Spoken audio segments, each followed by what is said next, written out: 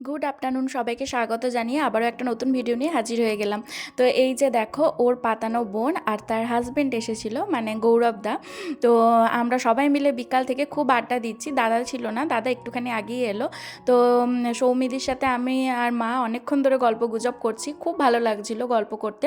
তো রাতের বেলায় আমাদের আজকে একটা স্পেশাল মেনু হবে। তো আমি আর মা বারবার রিকোয়েস্ট করার পরও সৌমিদি থাকলো না, এটাই একটু খারাপ লাগছিল।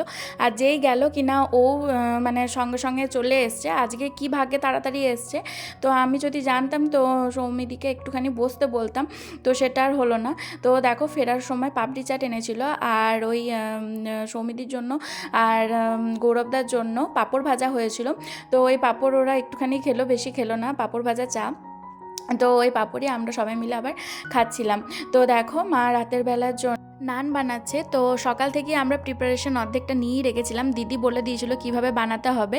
তো কোনো রকম ইস্ট বা কোনো কিছু আমরা এখানে ইউজ করিনি, শুধু সুজি আর ময়দা দিয়ে আর দুধ দিয়ে খুব সুন্দরভাবে বেকিং সোডা, বেকিং পাউডার, আরও যা যা লাগে দিদি বলে দিল, সেই দিয়ে মা এখানে নান বানাচ্ছিল। নানটা দারুণভাবে ফুল ছিল আর খুব সুন্দর সফট হয়েছিল, জানো তো।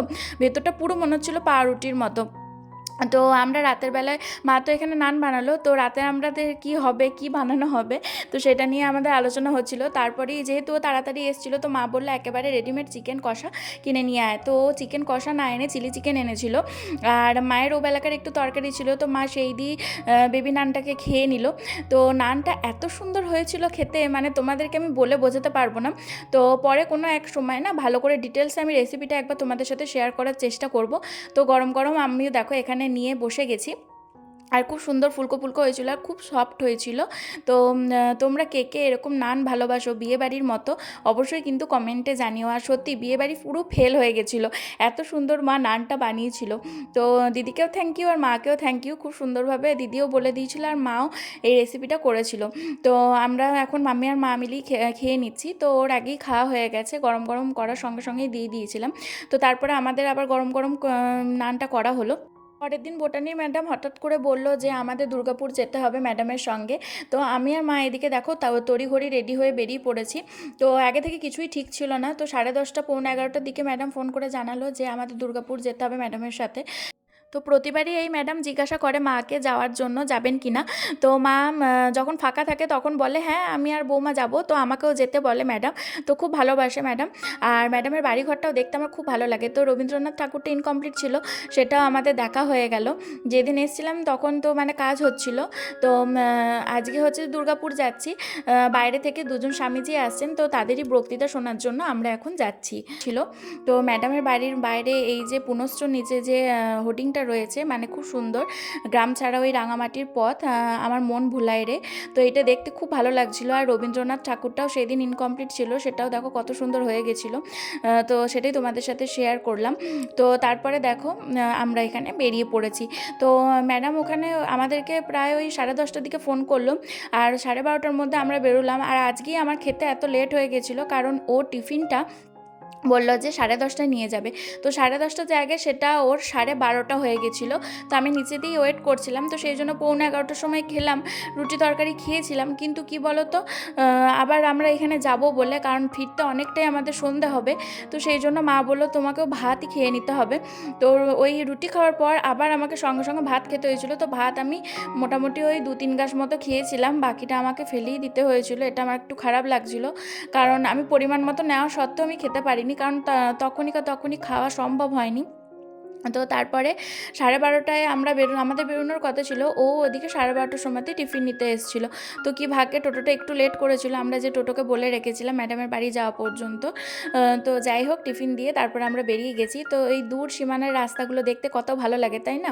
তো আমার না দুর্গাপুর আর আসানসোলের যে রাস্তাটা, হাইওয়ে না কি বলে এটাকে, তো এই হাইওয়ে রাস্তাটাকে দেখতে খুব ভালো লাগে। তো দুর্গাপুরটা আমি খুব একটা ভালো করে চিনি না বা জানি না, আসানসোলটাও তাই। আমি ওই দিদির বাড়ি পর্যন্তই আর কি রাস্তাটা চিনি। তো আসানসোল বাজার থেকে বলো বা যাই বলো না কেন, কিছুই দেখিনি। তো দুর্গাপুরের এই সাইডটা দেখতে আমার এত ভালো লাগছিলো, কারণ চারিদিকে শুধু গাছ আর গাছ, আর ভিতর দিক করে একতলা করে বাড়িগুলো। তো বাড়িগুলোও দেখতে যতটাই ভালো লাগছিলো, চারিদিকে গাছপালাগুলো দেখতে আরও ভালো লাগছিলো। তো আমি ভাবিনি যে দুর্গাপুরটা এত সুন্দর, মানে সবুজে ঘেরা আর এত ফাঁকা ফাঁকা মনোরম জায়গা। তো একটা করে যেই অ্যাভিনিউগুলো পার হচ্ছি, তো সেই এখানেই বিভিন্ন ধরনের স্ট্যাচু রয়েছে।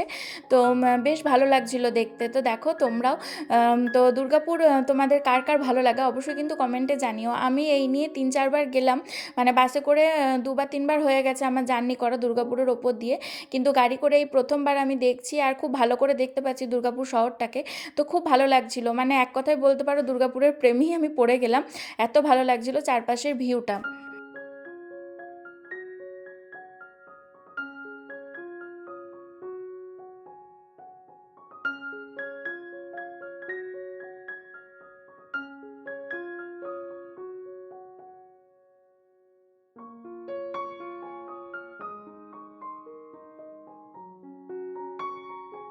বেশ অনেকটা পথ অতিক্রম করে আমরা চলে এলাম। আর আজকে আমাদের বাইরে মানে বাইরে বেরিয়ে থেকে এতটাই গন্ডগোল হচ্ছে, আমরা রাস্তা মানে খুঁজে পাচ্ছিলাম না। আর ম্যাডামও ঠিক জানতেন না যে কোন রাস্তায় ম্যাডামকে যেতে হবে, ঠিকানাটাও মানে মোটামুটি আর কি বলতে পারছিলেন। আর মানে খুব খাপছাড়া খাপছাড়া, তো অনেকবার গাড়ি নিয়ে এদিক ওদিক এদিক ওদিক মানে ঘুরতে হয়েছে যাযাবরের মতো, কিছুতেই রাস্তা ঠিক করা যাচ্ছিল না।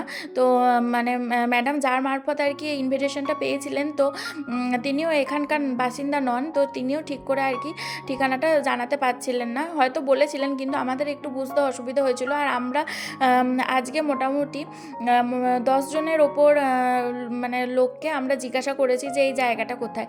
তো যাই হোক অনেক খুঁজে পেতে আমরা জায়গাটাকে বার করেছি। দুর্গাপুরের শিল্পাঙ্গন বলে এই জায়গাটা, অপোজিট সাইডেই রয়েছে আর্মির একটা ক্যাম্প। তো এই যে দেখো এখানে চলে এসেছি, তখন সাজানো গোছানো চলছে। আর খুব সুন্দর আয়োজন করেছিল। আর স্বামীজি, মা শারদা দেবী আর শ্রী রামকৃষ্ণ দেবকে খুব সুন্দর করে সাজানো হয়েছিল ফটো ফ্রেমটা। আর ফটো ফ্রেমের চারপাশেও রিয়েল ফুল আর নকল যে ফুল রয়েছে সেই ফুলদানি ফুল দিয়েও খুব সুন্দর করে সাজানো হয়েছিল। আর হাতে বানানো ফুলদানি দিয়ে সাজানো হয়েছিল, এটা দেখতে বেশি ভালো লাগছিল। তো স্বামীজির ছবির নিচে দেখো খুব সুন্দর একটা কোয়েট রয়েছে, সত্যি এই কোয়েটগুলো আমাদের মোটিভেট করে। তো এই যে দেখো দুইজন স্বামীজি এখানে চলে এসেছেন। তো খুব সুন্দরভাবে, খুব ইজিলিভাবে 10-12 মিনিটের মধ্যে ওনারা যে বক্তৃতা দিয়েছেন খুব ভালো লাগলো শুনে। তো এত সহজ ভাষায় আর কি বক্তৃতা শুনে খুবই মনটা ভালো হয়ে গেল। সবথেকে ভালো যেটা লাগলো যে একজন স্বামীজি এখানকারই ছিলেন, মানে আসানসোলেরই ছিলেন। তো আসানসোল থেকে উনি কিভাবে শিকাগো শহরে গেছিলেন, তো সেইটার কাহিনী, সেইটার গল্পই উনি আমাদের সাথে করলেন। তারপরে কানাডা, আর আরেকজন স্বামীজি ছিলেন হচ্ছে রাশিয়ার। তো দুজনই খুব সুন্দরভাবে বোঝালেন আর কীভাবে ওনারা এখান থেকে ওখানে গেছেন, কত কথা ওনাদের শুনতে হয়েছে, বিভিন্ন ধরনের কথা, আর কিভাবে ভক্তরা ওনাদের কাছে এসেছেন। তো সেই গল্পগুলোও ওনারা করলেন, খুব ভালো লাগলো শুনে। তো যাই হোক তারপরে সব কিছু কমপ্লিট হয়ে যাওয়ার পর ওনারা আবার আসানসোলের উদ্দেশ্যে রওনা দিলেন দুর্গাপুর থেকে। তো আমরা এদিকে দেখো বেনাচিতি বাজারটাকে ক্রস করছি। তো আমি এই প্রথমবার বেনাচিতি বাজারটাকে দেখছি। তো এখানে আর এক স্যারের বাড়ি গেছিলাম, ইনি হচ্ছেন কেমিস্ট্রির স্যার।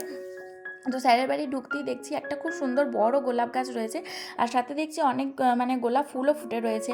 আর স্যারের এই বাড়িতে প্রচুর গাছপালা রয়েছে, ইনডোর প্লান্টস বলো বা আউটডোর প্লান্টস, সব রকমের গাছপালা রয়েছে, খুব ভালো লাগছিলো দেখতে। তো আমার স্বপ্নটা কবে যে পূরণ হবে আমি এখনও নিজেই জানি না। তো আস্তে আস্তে কবে যে মানে আমি গাছ কিনে আমার ঘরদোরগুলোকে সাজাবো, ব্যালকনিটাকে সাজাবো, এটাই এখন আমার মনের বাসনা। তো এই ম্যাডামের বাড়িতেও প্রচুর গাছপালা রয়েছে, কিন্তু এখানে যে নতুন নতুন গাছপালাগুলি উনি দেখতে পাচ্ছেন, তো সেই গাছপালাগুলি কিছুটা করে কেটে আর কি নিয়ে নিচ্ছেন। তো মাও ওখান থেকে একটা গাছের ডাল নিয়েছিল, মা বললো যে না একটা আগে চেষ্টা করে দেখি কেমন আর কি গাছটা হয়। তো আমরাও একটা ছোট্ট জায়গাতে সেই গাছের একটুখানি অংশ এনে লাগিয়েছি। আর বিভিন্ন ধরনের গাছপালা, আর যেগুলোর আমি নামও জানি না সেই নামগুলোও ম্যাডামের কাছে শুনে নিচ্ছিলাম। যেহেতু ম্যাডাম হচ্ছেন বোটানির টিচার, তো ম্যাডাম এই গাছপালাগুলো সম্পর্কে খুব ভালোভাবে জানেন, আর কোন গাছের কী সার দরকার সেগুলোও খুব ভালোভাবে জানেন। তো স্যারেরই ভাইজি এই গাছপালাগুলো টেক কেয়ার করেছে আর খুব সুন্দর করে লাগিয়েছে। তো খুব ভালো লাগছিল দেখতে। আর মানে বাড়িতে গাছপালা থাকলে, তারপরে ছাদে গাছপালা থাকলে খুব ভালো লাগে। আর মানে চারিদিকে শোভাটাও অনেক গুণ বেড়ে যায়। তো ইউটিউবে আমি অনেকের ব্লগে দেখেছি তাদের মানে ইনডোর প্লান্টস প্রচুর থাকে আর খুব সুন্দর লাগে, মানে বাড়িঘরের ভিউটাই অন্যরকম লাগে। তো আমারও সেই রকমই ইচ্ছা। আর আমার যে বড় ব্যালকনিটা রয়েছে সেটাতে প্রচুর প্রচুর গাছপালা ধরবে। আর তার সাথে রয়েছে ছাদেও প্রচুর গাছপালা লাগানো যাবে, আর আমার এই ছোটো ব্যালকনিটাতেও অনেক কিছু লাগানো যাবে। তো যাই হোক, দেখা যাক কবে কি করতে পারি না পারি। তো ততক্ষণ তোমরা ছাদ বাগানের যে গাছগুলো রয়েছে সেগুলো দেখতে থাকো, আর তোমাদের বাড়িতে কোন কোন গাছ রয়েছে তো সেটাও কিন্তু অবশ্যই কমেন্টে জানিও।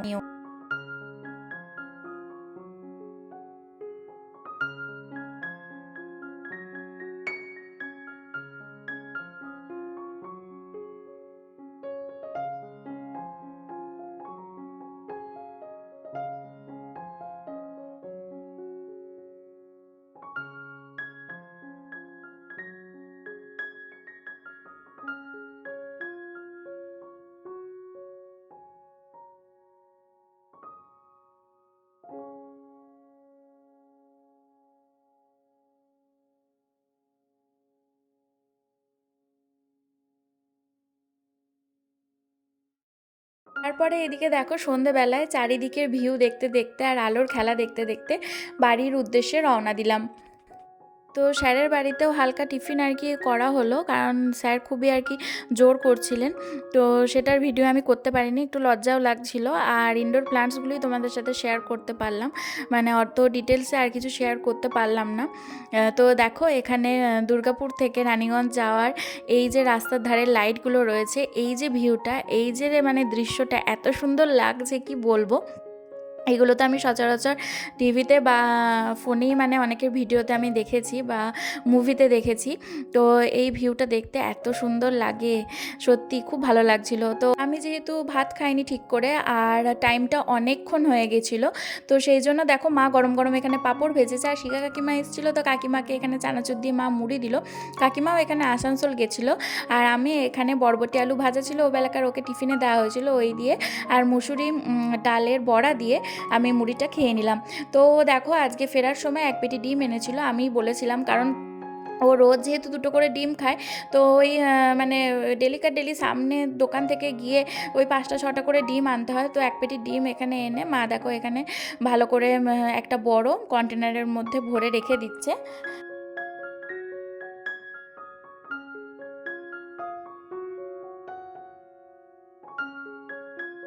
তো আজকে রাতে ডিনারে ছিল সিমুই, আর তার সাথে ছিল আলু ডিম কষা, তার সাথে ছিল গরম গরম রুটি। তো মা এখানে সিমুই দিয়ে রুটি খেয়ে নিয়েছিল, আর আমরা এইটা দিয়েই মানে আজকে রাতে ডিনারটা করে নিলাম। তো পরের দিন ছিল দিদির বাড়ি যাওয়া, তো তাড়াতাড়ি ব্যাগ গুছিয়ে নিয়ে আমি আর মা বেরিয়ে গেছি। মা দেখো এখানে মালপত্রের ওপর বসেছে, তো এখানে জায়গা ফাঁকা হওয়ার সঙ্গে সঙ্গে আমি মাকে বললাম বসার জন্য, তো মা বসলো না, আর আমি একটা স্টপেজ পর গিয়ে সিটটা পেয়েছিলাম। তো দেখো, যাওয়ার সঙ্গে সঙ্গেই জামাইবাবু এখানে ঠান্ডা ঠান্ডা আইসক্রিম নিয়ে চলে এসেছে। তো রাজকে যখন আনতে গেছিলো স্কুল থেকে তখনই আইসক্রিম নিয়ে এসছে। তো দিদির বাড়ি যাওয়ার এটাই একটা মজা, যে জামাইবাবু ভালো মন্দ এটা সেটা খাওয়াতেই থাকে, আর এখানে এলেও এটা ওটা আনতেই থাকে, আর এনেও দেয়। আর দিদিও দেখো কত রকম রান্না করেছে। তো প্রথমে যে ভাতটা দিচ্ছে সেটা আমাকেই দিচ্ছে, কত সুন্দর গুছিয়ে আমাকে দিচ্ছে দেখো, যেহেতু আমি ভিডিও করি সেটাও জানে। আর আমি গেলে দিদি খুব খুশি হয়, বারবারই আমাকে যাওয়ার জন্য বলে, কিন্তু আমারই আর কি যাওয়া হয় না, তো বেরোনো হয় না। তো একবার ইচ্ছা আছে ওর সাথে যাব, তো ওকে আর আমাকে একসাথেই দিদি একবার যেতে বলছে। তো এখানে দেখো জামাইবাবু বসে পড়লো স্নান টান করে, ওদিকে রাজও রেডি হচ্ছে। তো মা আজকে গরম গরম কুমড়ি ভেজেছে, দিদি কুমড়ো টুমড়ো সব কেটে রেখেছিল, বেসনটা মা ফাটিয়ে কুমড়ি ভেজে নিয়েছে। তো দিদি এখানে রান্না করেছে সাদা ঝরঝরে গরম গরম ভাত, তার সাথে রয়েছে বেগুন ভাজা, এঁচোড় আলুর তরকারি, ফুলকপি আলু ডাঁটা দিয়ে পোস্ত, তার সাথে রয়েছে বিরি কলাইয়ের ডাল। আর জামাইবাবু ওখানে স্যালাড কেটে নিয়েছে, কারণ জামাইবাবু আমার মতো স্যালাড খেতে ভালোবাসে। আর তার সাথে রয়েছে গরম গরম কুমড়ি, আর এখানে রয়েছে জল খাবারের বিখ্যাত দই, মানে আসানসোলের বিখ্যাত দোকানের দই আজকে জামাইবাবু এনেছে এই প্রথমবার। তো দিদি জামাইবাবু অনেকদিন ধরেই আসানসোলে আছে, কিন্তু জামাইবাবু এই প্রথমবার দইটা এনেছে। তো চলো, আর এখানে রয়েছে দিদির বানানো কুলের আচার। তো সত্যি বলতে কুলের আচারটাও দারুণ টেস্ট হয়েছিল, আর বাকি রান্নাগুলোও দারুণ ছিল। তো দিদি দেখো আবার এখানে জোর করে আমাকে ভাতের ওপর একটু গরম গরম ঘি দিয়ে দিয়েছে, গরম গরম ভাতের ওপর। তো চলো সবাই মিলে একসাথে বসে জম্পেস লাঞ্চটা সেরে নিই। তো আজকে দিদির বাড়ি এসেছি। তো আজকে দিদির বাড়িতে রয়েছে স্পেশাল একটা আয়োজন। দিদির আর জামাইবাবুর একটা মনস্কামনা ছিল, তো সেটাই আজকে পূরণ করছে। মানে বেশ কিছুজনকে আজকে দিদি জামাইবাবু মিলে খাওয়াবে। তো মোটামুটি 50 থেকে 55 জন পর্যন্ত দিদি লোকজনকে ইনভাইট করেছিল। তো এখানে দেখো, মানে যেখানে ওখানে যারা যারা সবাই ভাড়া থাকে সবাই একসাথে দেখো সবজি টবজি কাটতেই ব্যস্ত। তো এখানে আজকে হবে গরম গরম সবজি দিয়ে খিচুড়ি, তার সাথে হবে বাঁধাকপির তরকারি, চাটনি আর হচ্ছে পায়েস। তো দেখো সব রকম সবজি ওবেলাতেই জামাইবাবু এনে রেডি করে রেখেছিল, আর তার সাথে মুদিখানার যা যা জিনিস লাগবে সেগুলোও এনে রেখেছিল। আর দিদি এখানে দেখো বাঁধাকপিটাকে জলে ভালো করে ধুয়ে নিচ্ছে, আর সবাই মিলে একসাথে এখানে সবজিগুলো কাটতে বসেছে। কিন্তু আজকের ওয়েদারটা পুরো মানে মেঘলা, ঘোর করে মেঘ করেছে, হয়তো তোমরা ফোনে বুঝতে পারছো না। তো মেঘলা হয়েছে বলেই মানে সবাই আর কি টেনশন করছে যে রান্নাটা কোথায় হবে। একটা চালা আছে, কিন্তু যদি বৃষ্টি নামে তো সেখানেও রান্না করা সম্ভব নয়, তো সেখানে রান্না করা সম্ভব হলো না। আর আজকে খুব জোরে জোরে মানে বাজ পড়ছে, মেঘ ডাকছে, তো সঙ্গে সঙ্গে ওখান থেকে সব কিছু ট্রান্সফার করা হলো। মানে দিদি যে এটা ঘর, সেই ঘরের সামনে সিঁড়ির নিচেটা করেও জায়গা রয়েছে। আর দিদি এই মিঠু দি বলে যে দিদি আমাদের বাড়ি এসেছিল, যে দিদির সাথে মানে আমাদের কথাবার্তা হয়, তো সেই দিদির ঘরের সামনে এখানে দিদি রান্নাটা করছে। তো প্রথমে পায়েসটা দিদি রান্না করা হয়ে গেছে, তো তারপরে এখানে ফুলকপি আলু এইগুলোকে দিদি ভালো করে কষিয়ে নিচ্ছে। তো আজকের ওয়েদারটা এতটা বাজে হয়ে যাবে কেউই ভাবতে পারিনি, খুবই বাজে ওয়েদার হয়ে গেছে। আর ওরও ওই দিক থেকে আসার কথা ছিল, যেহেতু আজকে শনিবার একটু তাড়াতাড়ি ওর ছুটি হয়, তো আমি বলেছিলাম আসার জন্য। আর দিদি তো বারবার বলেই ছিল, কিন্তু এত বাজে ওয়েদারের জন্য ও ওদিকে অফিস থেকে বেরোতে পারেনি। অফিসে অনেক তাড়াতাড়ি ছুটি হয়ে গেছিলো, কিন্তু অফিসে আজকে চম্মড়ির পার্টি চলছিল। তো আমরা এখানে সবাই মিলে বসেছিলাম, একটু টেনশনও করছিলাম যে লোকজন সব ঠিকঠাক আসবে কিনা, কারণ অতটা পরিমাণ মানে খিচুড়ি পায়েস তরকারি সব করা হচ্ছে, সব ঠিকঠাক হবে কিনা। তো যাই হোক, দেখো দিদি এদিকে চাটনিটাকেও ভালো করে করে নিচ্ছে। তো সব রান্নাগুলোই খুব ভালো হয়েছিল। সব কিছু করার পর দিদি প্রথমে দিদির বাড়ির সামনে যে ক্ষেত্রপাল ঠাকুর রয়েছে, তো সেই ক্ষেত্রপাল ঠাকুরকে প্রথম প্রসাদ দিল। তো ওই ক্ষেত্রপাল ঠাকুরের উদ্দেশ্যেই দিদির এই আয়োজন।